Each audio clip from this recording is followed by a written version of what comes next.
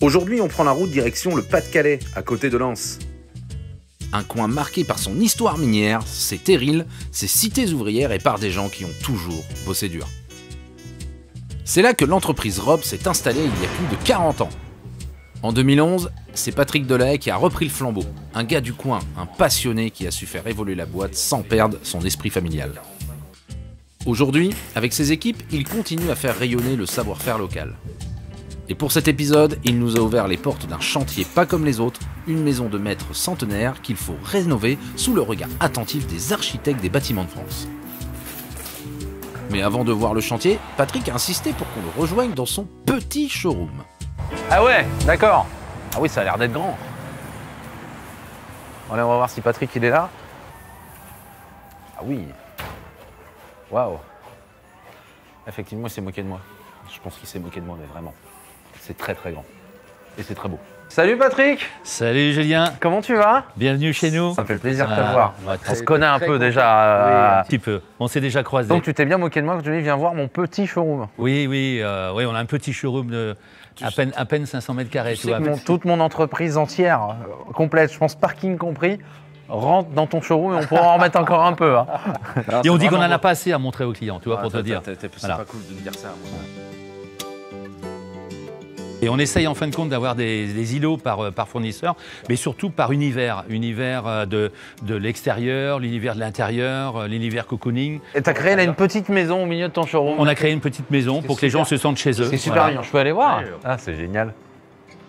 C'est excellent. Donc voilà, on se croirait un peu chez soi. Et puis on a on se différentes croirait menuiseries. Comment dire, et les gens peuvent manipuler l'ensemble des produits. C'est super. Puis tu as fait ça en briques à l'extérieur, c'est pas dans le Nord? Ouais, c'est de la vraie, ça là? Exactement. Eh oui, c'est de la vraie. C'est de la vraie. C'est de la Après, vraie. je pensais que c'était un parement, tu sais, genre polystyrène. Non, avec non, c'est de la vraie. Ah oui, de la oui, vraie. toi, tu fais pas semblant quand tu fais un showroom. D'accord, ok, c'est de la vraie. Wow, le boulot, c'est Je incroyable. continue avec Patrick la visite de son showroom que je vous conseille d'aller voir. Et je lui pose quelques questions sur le chantier du jour. En fin de compte, c'est un client qui s'est présenté à l'entreprise pour voir un de mes commerciaux. Et puis, il avait un projet de rénovation globale de son habitation.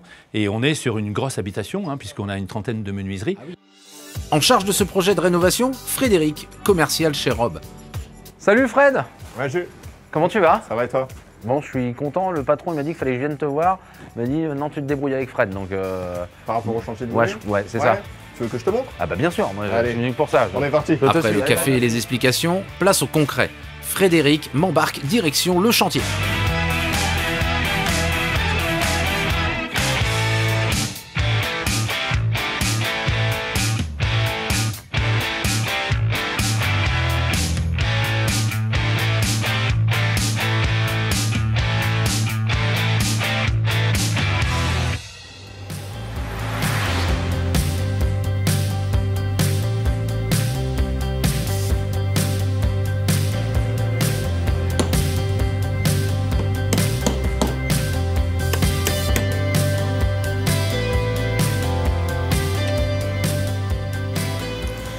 Ah Regarde, oui, ouais. T'as vu? Je te présente la belle maison de maître. ah, c'est une belle maison. Oh, c'est une belle demeure. Ouais. Ah, c'est vraiment joli. Hein. Maison des 1900, t'as la belle entrée là qui est juste derrière. Ouais, avec un beau petit terrain. Alors l'achat de cette maison date de mai 2022. On cherchait quelque chose de plus grand parce qu'on avait 3 enfants à l'époque, maintenant on en a 4. Donc on cherchait une maison de 120 mètres carrés avec du charme. Et on est tombé sur cette maison de 320 mètres carrés avec beaucoup de charme. Oh, l'arbre, il a... Bon, ouais, quand même, Jeannot, c'est quand même la menuiserie bois. Il faut couper. On peut faire des fenêtres dans celui-là. Hein. Il doit au moins Oh, il est 300 ans peut-être- il est celui-là. peut-être plus vieux que la maison. Ah ouais, je pense qu'il est plus vieux que la maison. Ah, il est incroyable. Ouais, belle maison de maître. Alors là, vous faites quoi dans le coup exactement? Alors, Parce que tu m'en as parlé de ce Pour chantier-là. t'expliquer, Maintenant, là explique-moi. t'as une petite trentaine de menuiseries ouais, avec D'accord. partenaire Jeannot, ouais, en alu, alu bicolore, mais je vais te montrer après. Ok. T'as toute la partie des lambrequins, on va remettre des lambrequins. Le propriétaire, en fait, D'accord. ce qu'il a fait, c'est qu'il a carrément dessiné ce qu'il voulait. Donc on va remettre des lambrequins partout en aluminium. Tiens, viens.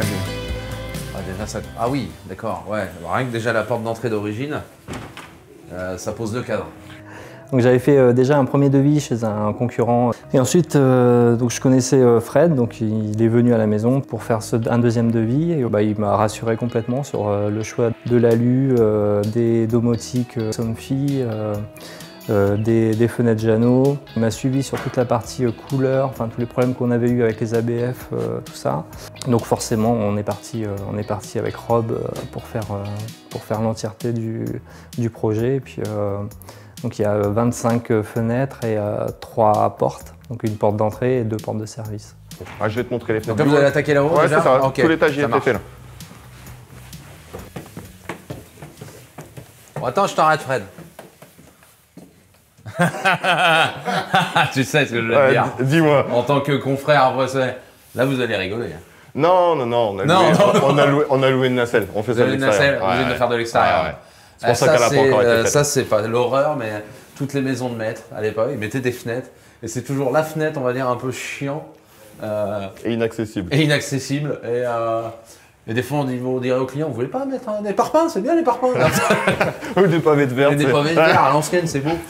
Ah ouais, donc là on a une pièce qui est bien Elle a été bien avancée, mais il y a encore quelques petits travaux à faire. Bah, les propriétaires, ils ont du goût, c'est pour ça. Ah bah ouais, ils ont choisi les menuiseries Jeannot aussi. Ah c'est beau ça, mais c'est vrai. Non mais c'est vrai. Ouais, mais c'est carrément ça. Les clients qui ont du goût, ils choisissent des menuiseries Jeannot, donc.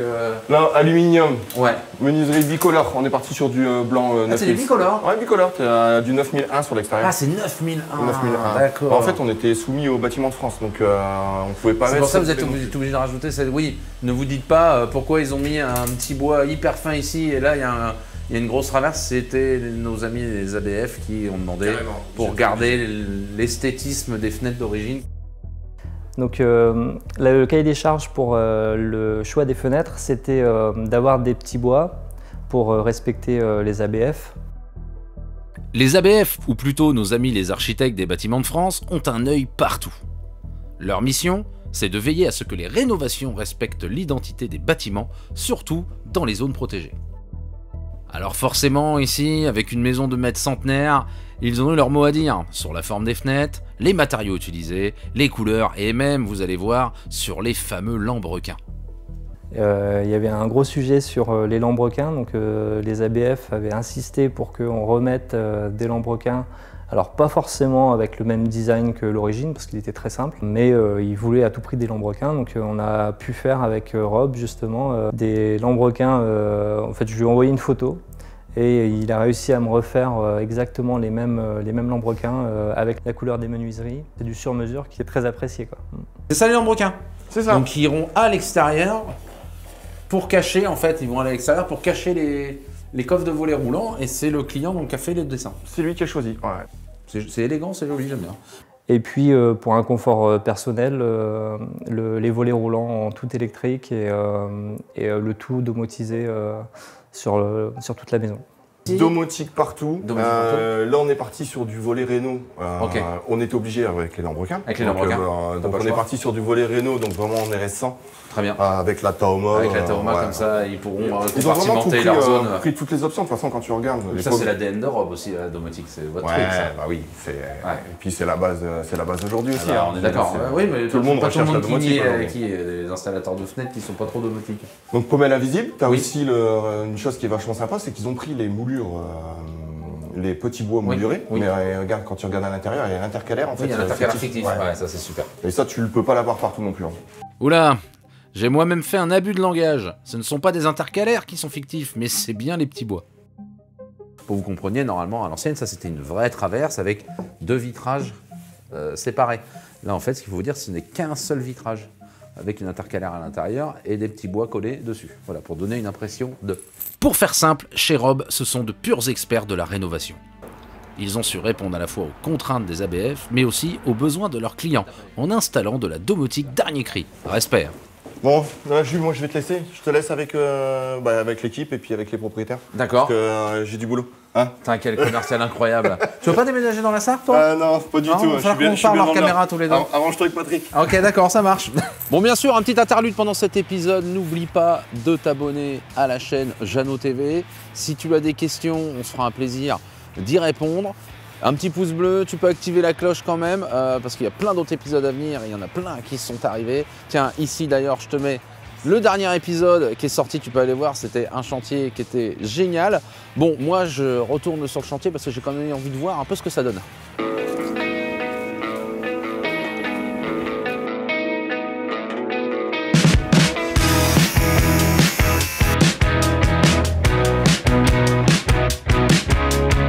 Les gars ont super bien avancé pendant la matinée.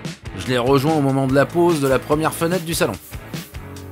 Là les gars, dans le coup, vous mettez comprimante tout le tour pour assurer le coup, c'est ça? C'est ça. Ouais.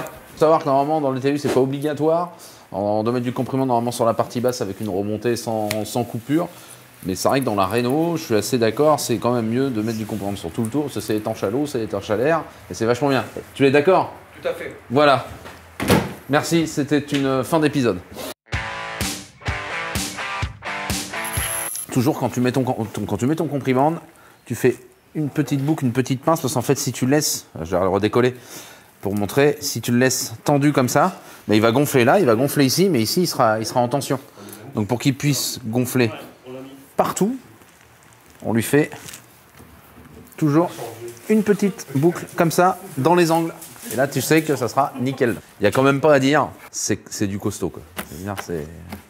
C'est quand même de la cam là, les menuiseries. Au niveau des alimentations électriques et tout ça, en fait, il y avait déjà du jus. C'est un électricien qui va passer après. Oui, voilà, il y a déjà ramené le courant ah oui, d'accord. Dessus, nous on se repique dessus. Donc comment vous faites après là? Vous sortez le câble Ah non, on est percé, on a rattrapé de l'extérieur. En fait, et puis on passe des tire-câbles et puis on... Ça tout voit rien. Ouais. Ah oui, vous avez percé avec des grandes mèches à chaque fois. Ouais, donc là c'est pas un gros boulot, parce que c'est surtout des menuiseries. Bon. Alors, mon niveau de satisfaction au niveau des poseurs robes, je suis très satisfait parce qu'ils sont déjà très pros, très ordonnés et très, ils font ça dans le respect de... Enfin, on vit dans la maison, donc ils ont protégé tout ce qui était à côté des fenêtres. À la fin de chaque chantier, ils nettoient tout. Franchement, on est dans un chantier et on peut vivre en même temps dans la maison, donc c'est quand même très agréable. Je regarde le système de compas pour le cacher, parce que si vous n'avez pas remarqué, comme Fred nous l'a dit tout à l'heure, il n'y a pas de pommelle ou de gond visible en fait. Tu as des compas cachés, donc c'est ce qu'on appelle une ouverture invisible. C'est sur l'ouvrant caché, mais tu as aussi des pommelles cachées. Tu vois pas les pommelles en fait. C'est de bonne facture, c'est costaud. Hein. Et ça c'est génial d'avoir ce système-là, en plus en oscillo-battant, sur une fenêtre avec les gonds, les pommelles cachées, c'est super. La première fenêtre du salon est enfin posée. L'occasion pour moi de tester le moteur RS100 de Somfy pour le volet roulant. Alors je sais pas si vous voyez dans la vidéo, mais les volets roulants par rapport à des anciens volets roulants, comme moi j'ai chez moi, c'est toujours le cordonnier le plus mal chaussé. J'ai des volets roulants de 2002 chez moi. Les trucs, on croirait un tracteur tondeuse quand il tourne. Là on voit, tu vois, il n'y a pas les fenêtres. Hein. Je te mets mon micro à côté. C'est hyper silencieux. Et t'as pas les fenêtres. C'est-à-dire que quand tu vas avoir les ouvrants qui vont être fermés, tu n'entendras rien du tout. Allez, on ne perd pas de temps, on passe à la deuxième fenêtre.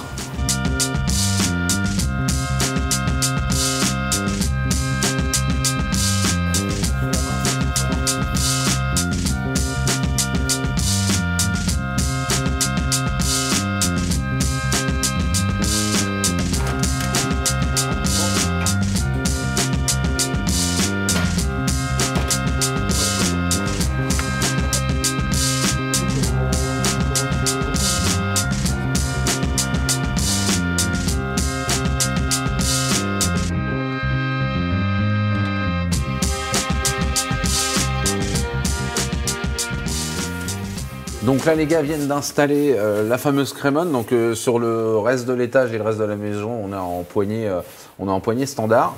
Et pour garder le cachet dans les pièces de vie, les clients et Frédéric ont déterminé de mettre une crémone à l'ancienne. Alors comment ça marche une crémone à l'ancienne sur les fenêtres en aluminium? Alors c'est de la... Ça c'est du vrai. En fait cette crémone vient vraiment activer tout le système d'ouverture de la fenêtre. Et en fait ici les tringles haute et basse, c'est du factice. Mais ça te donne un effet et ça amène quand même du cachet et de l'élégance à cette menuiserie. Et c'est, on va dire, c'est en parfaite adéquation avec la demeure. Moi j'aime beaucoup. Moi ça franchement, ça j'aime beaucoup.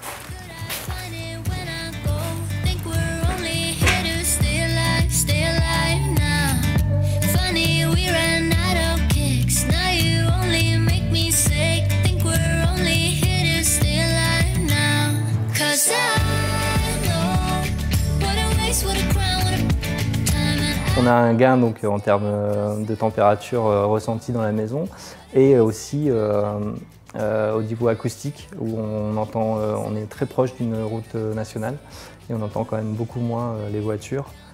Je recommande à 100% Rob et les menuiseries Jeannot.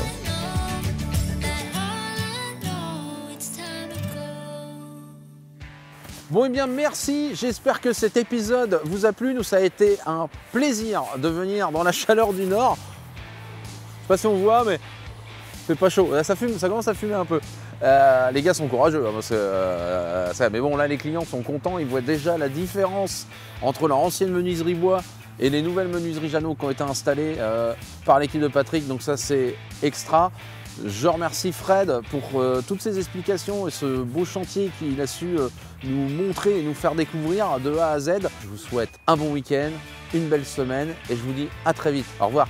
Ah bah c'est bien, c'est une chose qu'on n'a jamais faite ça encore sur cadre... Sur... Reprends. Hein. J'allais dire c'est là sur les pros c'est bon. J'allais dire l'atelier pro. T'aimes bien hein? T'aimes bien les Lynch? C'est peut-être ta connerie, non? Oui? Oui, ouais. Ouais, ok, ouais, je vois. Ah, le truc, c'est qu'il est gentil. Lui, il est gentil. N'oublie pas d'appuyer sur REC, hein? Bah, bien sûr. Ah ouais. La chante.